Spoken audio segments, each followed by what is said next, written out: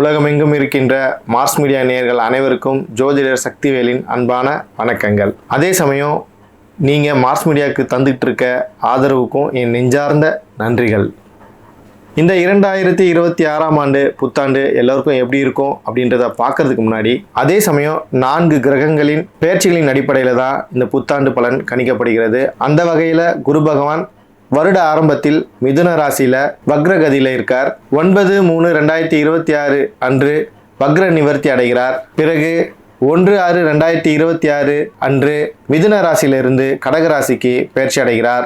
அந்த வகையில் தன்னுடைய குரு பார்வையாக 5, 7, 9 என்ற இடங்களை பார்க்கிறார். அந்த வகையில் விருச்சிகம், மகரம், மீனம் ஆகிய ராசிகளை பார்வையிடுகிறார்.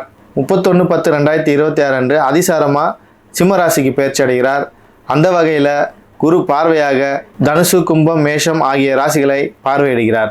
13/12/2026 அன்று குரு பகவான் சிம்ம ராசியிலேயே வக்ரகதி அடைகிறார். அடுத்ததுதான் சனி பகவானை பற்றி பார்ப்போம். சனி பகவான் தற்போது மீன ராசியில் இருக்கிறார்.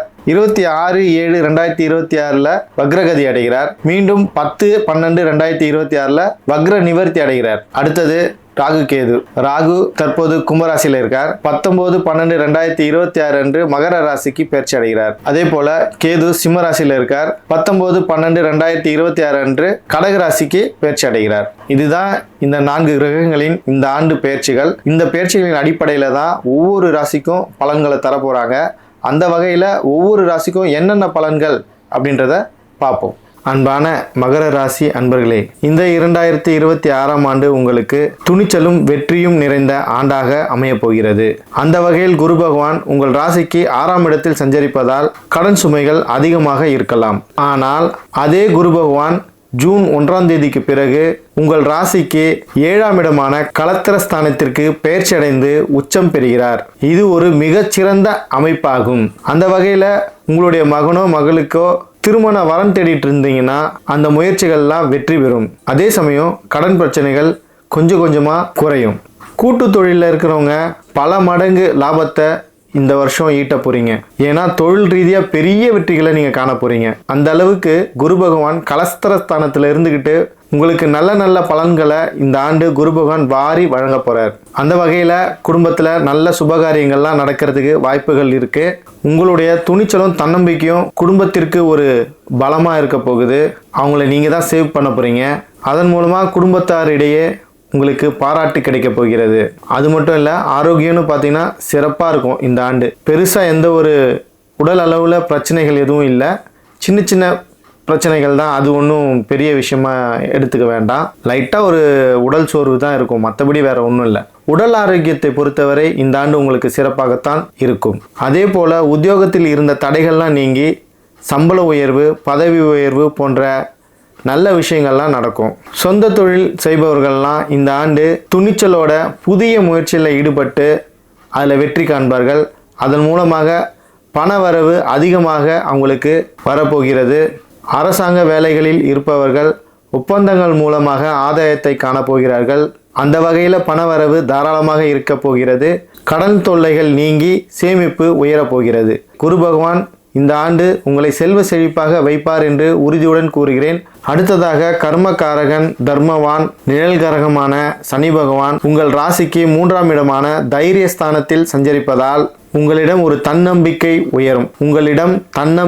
உயரும். எந்த சவாலையும் துணிச்சலோட எதிர்கொள்வீங்க. இளைய சகோதரர்கள் மூலம் பல ஆதாயங்களை இந்த வருஷம் பெறுவீங்க.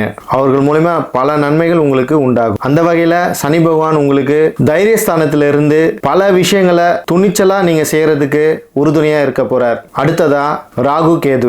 ராகு பகவான் உங்கள் ராசிக்கு 2ஆம் இடத்தில் சஞ்சரிப்பதால் வீடு, வாகனம் போன்ற விஷயங்களில் உங்களுக்கு பெரிய ஆதாயம் கிடைக்கும். அதே சமயம் தாயாரோட உடல்நிலையில கொஞ்சம் கவனம் தேவை. மற்றபடி ராகு பகவான் உங்களுக்கு பெருசா எந்த ஒரு பிரச்சனையும் தரப்போறதில்ல இந்த வருஷம். அடுத்ததா கேது பகவான் உங்கள் ராசிக்கு 8ஆம் இடத்தில் இருப்பதால் உத்தியோகத்தில் இருந்த சிக்கல்கள்லாம் நீங்கும். யாராவது ஒருத்தர் பிரச்சனை கொடுத்துட்டே இருப்பாங்க உங்க ஆபீஸ்ல. அவங்க இப்போ உங்களுக்கு ஒரு நல்ல க்ளோஸ் ஆகி உங்களுக்கு ஃபேவரா எல்லாமே பண்ணி கொடுப்பாங்க. அந்த மாதிரியான விஷயங்களை கேது பகவான் உங்களுக்கு ஃபேவரா பண்ணி தரார். அதே சமயம் உத்தியோகத்தில் பார்த்தீங்கன்னா வேலை பளு கொஞ்சம் கூடுதலாக தான் இருக்கும். ஆனால் அதன் மூலியமாக உங்களுக்கு மிகப்பெரிய ஆதாயமும் ஒரு அடையாளமும் கிடைக்க போகுது, ஒரு அங்கீகாரமும் கிடைக்கும். உங்களுடைய உத்தியோகத்தில் உச்சத்தை தொட போகிற அமைப்பை கேது பகவான் உங்களுக்கு தந்திருக்கார். ராகுவும் கேதுவும் உங்களுக்கு ஒரு நல்ல பலனை தான் இந்த ஆண்டு உங்களுக்கு தராங்க.